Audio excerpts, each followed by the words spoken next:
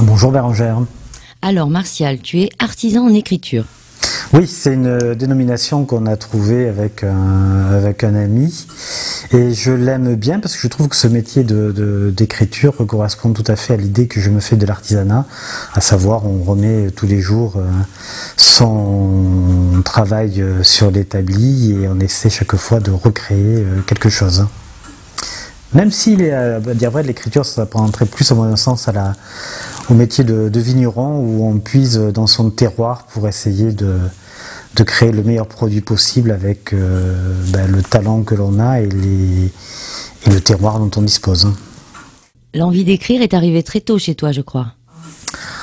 En fait, depuis tout petit. Oui, depuis tout petit, j'écris. Je me souviens quand j'étais à l'école primaire, ma maîtresse, le samedi matin, j'avais l'école le samedi matin, on avait des textes libres à faire et je ne sais plus en quelle classe j'étais, peut-être CE2, CM1, CM2, je ne me souviens plus du tout. J'avais fait une histoire et à la fin, j'avais marqué à suivre. Et ça n'avait plu à ma maîtresse, ça l'avait sans doute abusé. Et le samedi suivant, j'avais repris mon histoire et ainsi de suite. Et je l'avais menée pendant quelques samedis. Et donc, tu as continué dans cette voie. Tu as fait une fac de lettres ? Pas tout à fait. J'ai fait une fac d'histoire, parce que j'aime bien les histoires, parce que ça me passionnait.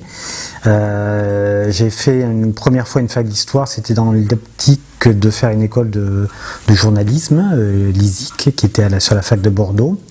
Puis bon, les aléas de la vie font que je n'ai pas pu faire cette fac-là, cette formation-là. Et j'ai travaillé, et puis après, quelques années après, j'ai repris mes études au niveau de la licence. J'avais 27-28 ans, un truc comme ça. Tu as préparé un concours à l'ENA aussi, je crois.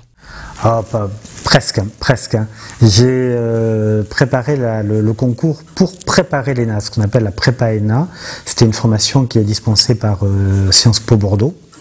Et pour l'intégrer, il fallait faire une dissertation de culture générale. Et donc, quelques années après avoir quitté la fac, je me suis remis à écrire des dissertations et ça a été difficile. Les débuts ont été très laborieux.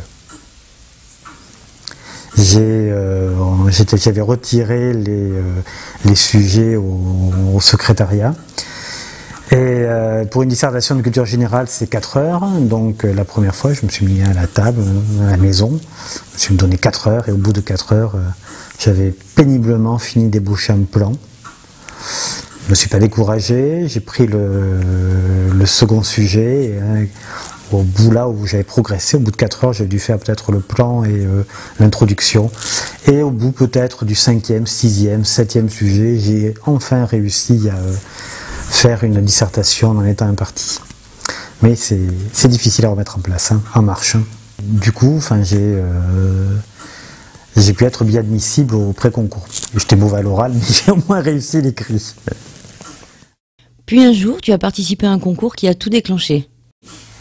Oui, alors là on était déjà installé à Saint-Christoli, j'étais déjà père au foyer, je m'occupais de Victor et de ses frères, Maël et Octavien, et en allant faire les courses un supermarché près d'ici, il y a Octavien, je crois, qui avait 3-4 ans, qui s'est échappé et est allé se réfugier dans les petites voiturettes de jeu.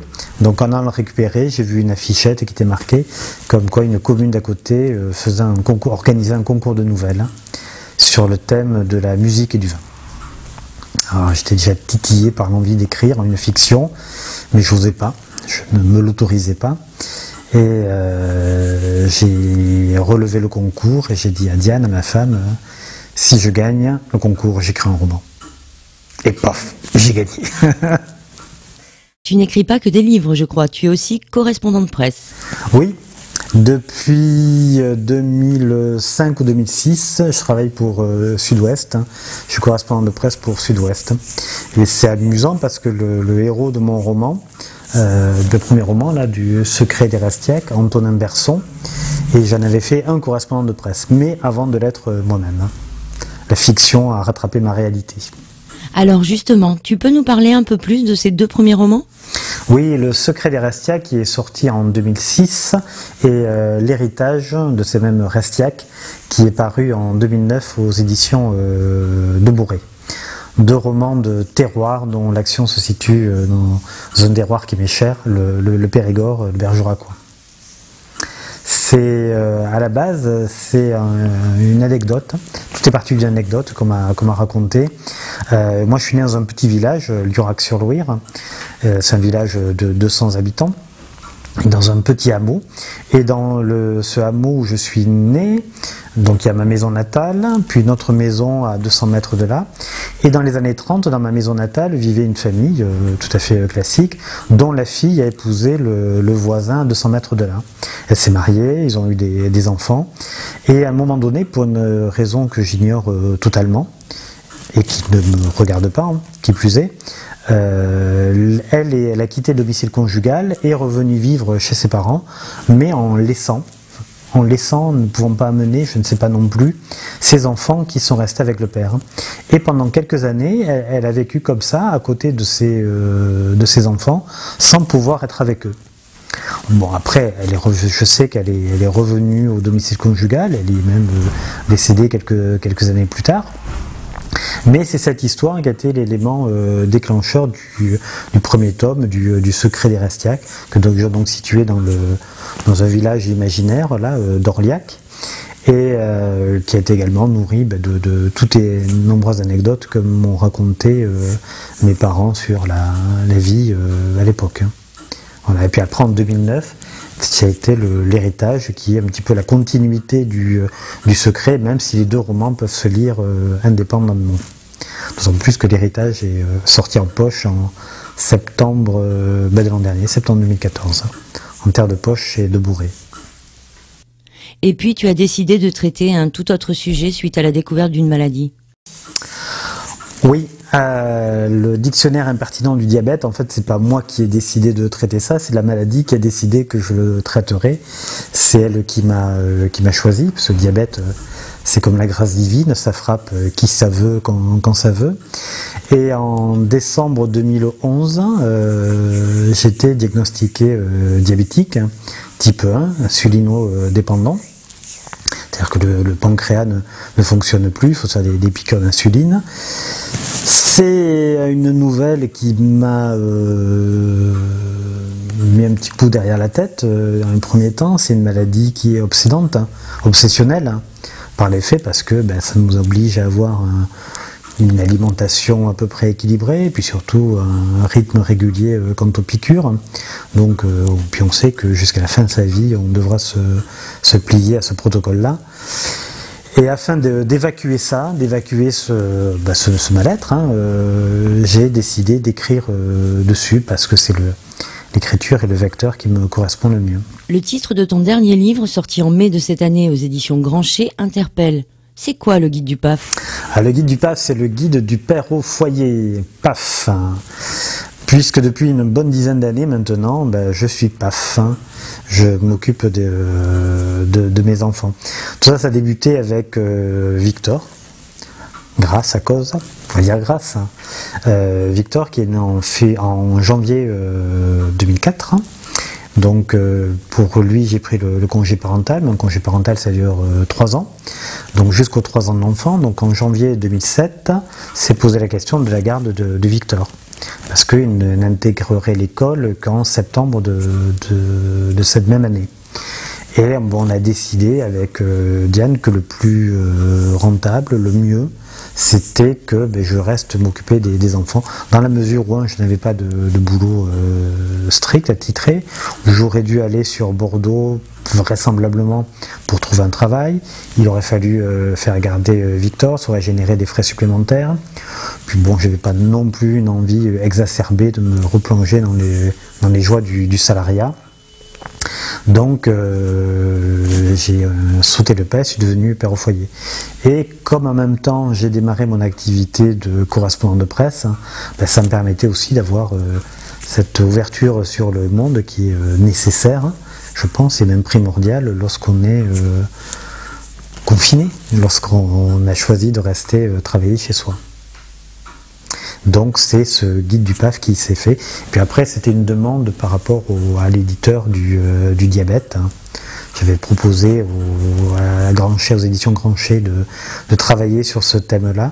Je pensais plutôt le faire sous la forme d'un dictionnaire, mais on préférait sur ça sous la forme d'un guide peut-être plus pratique, avec plus d'astuces, plus de thèmes développés, la journée type du PAF, est-ce que faire le ménage c'est difficile, le repassage, le lavage, etc., etc. Voilà, c'est tous les aspects de la vie du PAF qu'on a essayé d'explorer de la manière la plus exhaustive possible. Aujourd'hui, ton actualité, c'est la sortie d'un single dont tu es l'auteur. Il est chanté par Aurore Kimberley. Oui, oui, tout à fait. C'est une belle histoire. Aurore est une superbe chanteuse, une superbe jeune fille qui a 19 ans, mais déjà une bonne dizaine d'années d'expérience derrière elle, qui a beaucoup de foi dans ce qu'elle fait, d'entrain, de professionnalisme, et par le biais d'un ami commun, Patrice Rimbaud, qui est organisateur de spectacles pour le Vox, je l'ai rencontré et je lui ai proposé un texte. Voilà, Il est, qui raconte les amours maintenant plus impossibles entre une jeune fille et un homme beaucoup plus âgé.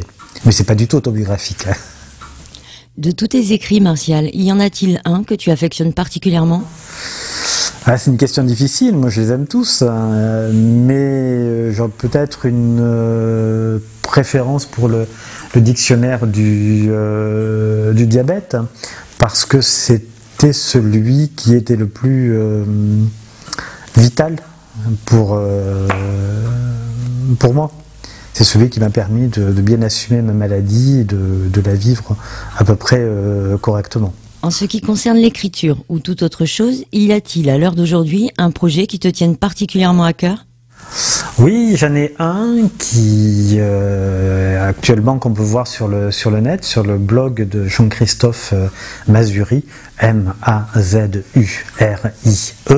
WordPress, W-O-R-D-P-R-E-2-S. C'est quand je suis devenu diabétique et que ça a pourri ma vie. Donc c'est les premiers pas d'un diabétique mis en dessin de manière très humoristique et avec beaucoup de talent par Jean-Christophe.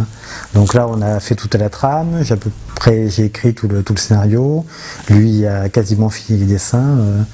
Ne nous manque plus qu'un éditeur pour réaliser tout ça. Pour finir, Martial, en un mot, ta vision d'un monde idéal. On est aujourd'hui le mardi 17 novembre 2015. Je pense qu'un monde idéal, ce sera un monde sans vendredi 13 n'importe où dans le monde. Merci Martial. Merci Bérangère.